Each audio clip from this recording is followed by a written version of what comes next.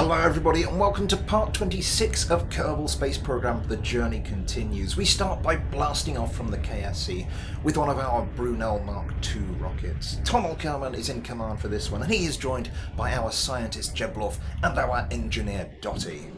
Once again, we are bound for our space station, the Socrates, and our new interplanetary craft which is being assembled there. Today we are going to prioritise getting the engines done before anything else. So underneath the fairing we have the first of 3 engine blocks that will power the new interplanetary vehicle on its voyages to Eve and maybe to Joule and even beyond that. As I've been saying in recent episodes, we probably want to get our new craft nearly complete, but at the very least away from the space station before one of our other interplanetary craft, the Galileo, gets back, because, yeah, that's not going to do the frame rate in and around the space station any favours at all.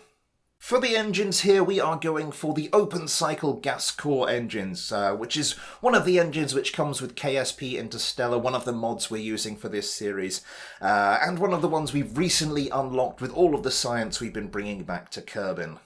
These engines are a 3.75 metre part, which is one of the reasons I was looking at possibly a new launch vehicle, because the Brunels are mainly set up to do 2.5 metre parts, but the Brunel Mark II manages the job admirably, getting it into orbit and on its way to its destination. We're in darkness as we arrive at the space station, but we don't have to wait too long until daylight is upon us again. And now begins the slightly more complex procedure of attaching these engine blocks. Well, more complex than it has been with previous parts. First of all, we dock that engine block to our new vehicle, not in its final position though, using the smaller ventral docking port on this component.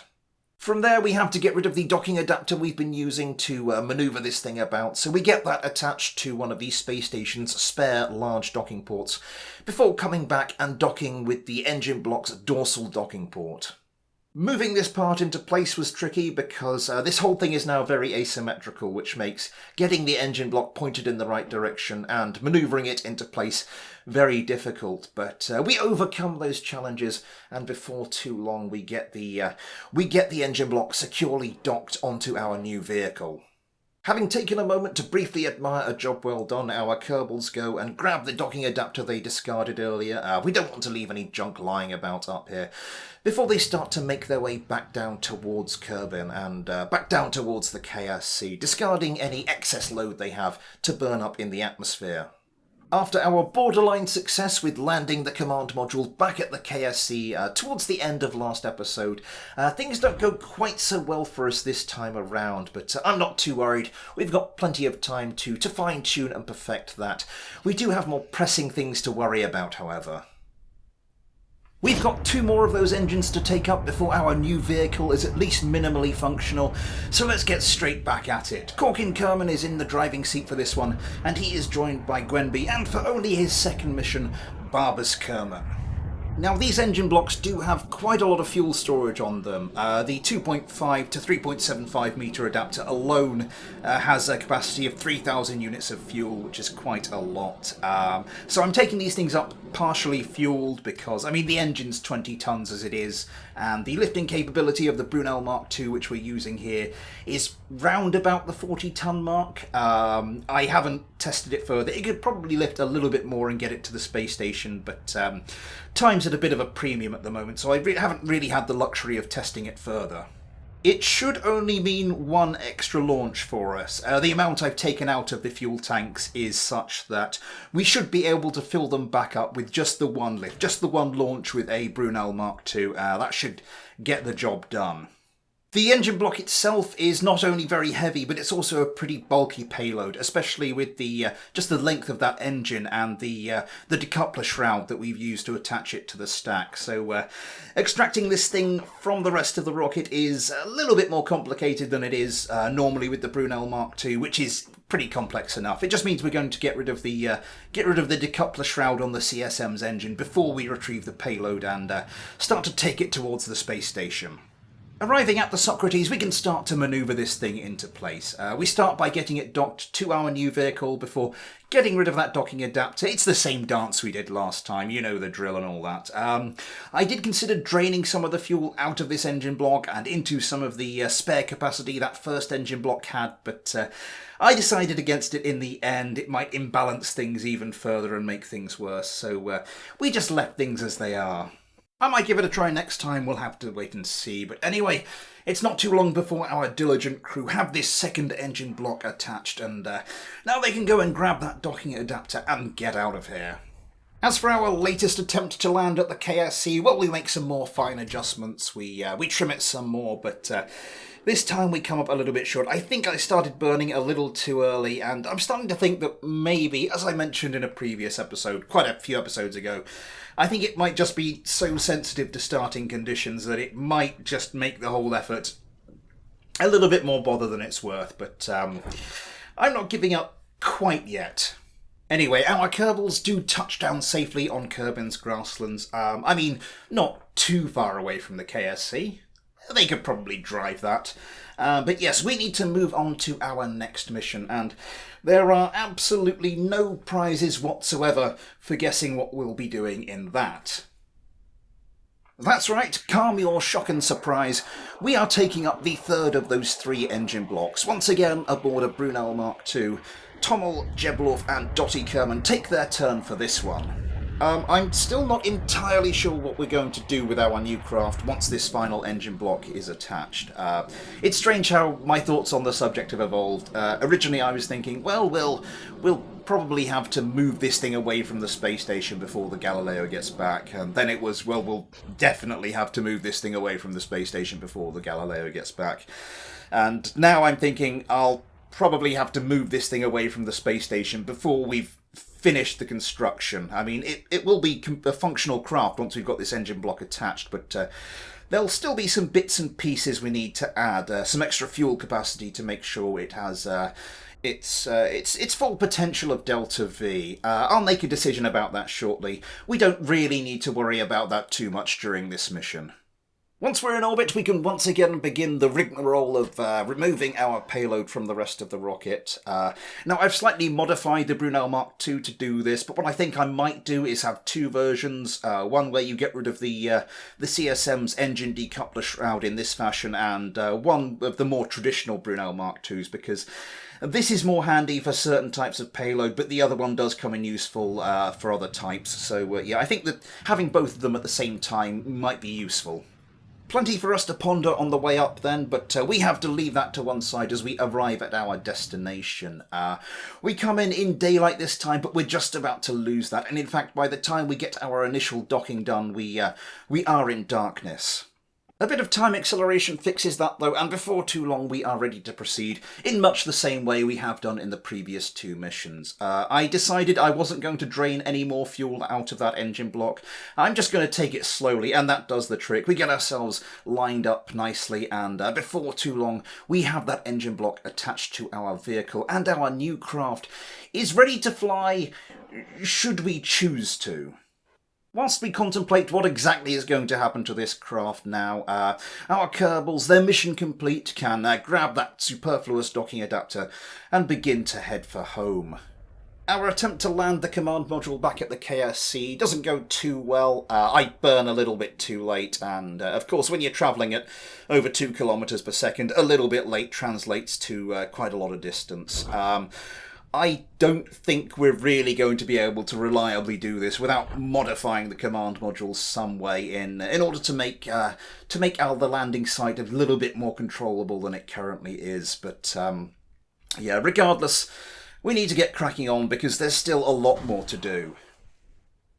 To continue with our preparations of our new vehicle then, we are launching another Brunel Mark II, a slightly more usual looking one this time, with Corkin, Gwenby and Barbas rotated in as per usual. Underneath that fairing we have one of the 36-ton fuel tanks full of liquid fuel, and we are going to go up and fill up the tanks on those 3 engine blocks we've just taken up. It's the same kind of refueling mission I've already done countless times before on this series. As I said earlier, if I've calculated this correctly, then we should be able to fill up all of the engine block fuel tanks and have exactly 100 fuel left over. That's, as I said, if I've calculated it correctly. Fingers crossed. We're going to have to be making a lot more of these trips with the new craft. It's going to be a more fuel-hungry beast. It's much heavier, and in spite of those more efficient engines, these are going to become more commonplace. I might have to start skipping over some of these missions. Anyway, with our craft reaching orbit and with us using the more regular Brunel Mark II, it's a more familiar routine for us to remove our payload from the stack this time around. Incidentally, I did consider maybe not doing this mission first, maybe moving the ship away from the space station first, because the more fuel it's carrying, the heavier it is, the more fuel we're going to use to move it. But a few quick calculations showed that, this is worth it anyway. It's not going to make a major difference. With the Socrates once again in sight, our crew can begin the much simpler tasks they have to perform this time around. There's no large asymmetrical load to shove about. No, they've just got to get this tank attached and the fuel transferred across. We go for the opposite small docking port than the one we've been using to initially attach those engine blocks to on our new craft, and then we can start filling up those tanks one by one. With all of those tanks filled, we do indeed have 100 units of fuel left over. We're not going to worry about that. We'll just leave that with the tank to burn up in the atmosphere. And with all that done, there's nothing really for our Kerbals to hang around for. So it is time to head back to the KSC. Now, despite what I said last time, we're going to give this one more go. I burn pretty much right where I want to burn, which is a good sign, and as we're coming in, we're getting a little fast, so I try to steer us a little bit using the shape of the command module, and yeah, it becomes pretty clear pretty quickly that we are about to land slap bang in the middle of the KSC. I try to steer us away from landing on anything potentially problematic. If I hadn't, I could have tried to steer us to land on the launch pad itself, which would have been a hell of a return, but as things are, we sort of land half on and half off of the launch pad area. So we have done it. I'm not entirely sure it was worth all the time and effort I put into it, but there you go. Maybe I should quit while I'm ahead. We'll have to see. Anyway, let's move on. So for our final mission of today, we are launching a very stripped back Brunel Mark I. Tommel, Jeblov and Dottie are aboard for this one. The goals for this mission are pretty simple. We are going to go up, we are going to deliver a tiny new part to our new interplanetary vehicle, and then we are going to undog it from the space station and get it away from the Socrates. Having spoken about it for ages, yes, I'm finally going to go and do it. We could probably get away with a few more construction missions, but the frame rate on that last one was noticeably dropping quite a lot. So yeah, I think best do it now, and then we can continue the construction with the luxury of a relatively high frame rate and all. The tiny part underneath that tiny fairing is a simple drone core, a quite advanced drone core, with 2 docking ports attached to it, and that's just going to make sure we can keep our new interplanetary vehicle stable whilst there's no crew aboard, and that we can keep it stable whilst we're coming into dock. Now, I was a bit torn about which craft to use for this mission. Taking up a tiny payload, delivering a crew, that's the sort of job we'd normally expect our space plane to do, but I wanted to bring the crew back down afterwards, which would have meant either attaching the craft to our new interplanetary vehicle as it performs its manoeuvres, or re-rendezvousing with it, and the space plane's just not cut out for the former, and the latter would have meant just extra complications, so I went with the Brunel Mark I in the end. We arrive at the Socrates in darkness, but at least we are on the correct side of our new vehicle. I'm going to perform the docking straight away. I'm not going to wait for sunlight. We just drift apart or drift dangerously close together, one or the other. So I'm going to get the initial docking done now, and then we can time accelerate into some daylight. Now fully illuminated, we leave that drone core where it is. It's off-center, but that's not going to make a difference with this craft. And we reposition ourselves onto that front docking port. Now, I could control the craft from the Brunel CSM, but no, I decide I want to get a crew aboard. Let's do this properly. So we transfer our crew, and now we detach from the space station. We use a little bit of monopropellant. This craft is surprisingly manoeuvrable, more than I expected, although I haven't yet got all the fuel tanks aboard, so that might explain it. Having gained a decent separation, we activate our engines and then we light them up. We just want to put a little bit of distance between ourselves and the space station. We will have to raise this ship's orbit quite a lot eventually, so I'm going to raise our orbit a little bit here. But we don't want to go too far because we've still got some very heavy components to bring up to this new craft.